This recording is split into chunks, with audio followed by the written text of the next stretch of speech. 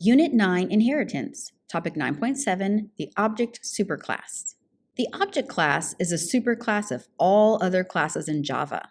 In Topic 9.2, we said that the Object class is the god of all classes, the parent of all parents, the superclass of all superclasses. It's at the very top of the Java hierarchy. All classes implicitly extend the Object class. The Object class is part of the java.lang package. In Topic 2.7, we mentioned we can think of a programming library the same way we do a regular library. It's a collection of written works created mostly by other people. Each library is a collection of packages and classes. The object class is part of the java.lang package. This means that we do not need an import statement to use object class methods, unlike ArrayList and Scanner, which are part of the java.util package.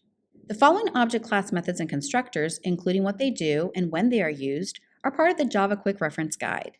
These are the two most common methods that we use, which are often overridden by subclasses. Subclasses of object often override the equals and toString methods with class-specific implementations. The object class toString method outputs information that is not meaningful to humans. That's why programmers often will override the toString method to display meaningful information. Notice what is output when we execute this code.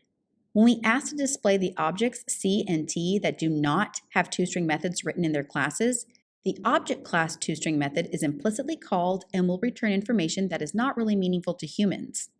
What else do you notice about the output? When we override the toString methods in each class, the cat and tiger classes, we can have our machine display more meaningful information. A good example where we see the equals method overridden is within the string class. The equals method of the string class is an overridden method of the equals method from the object class.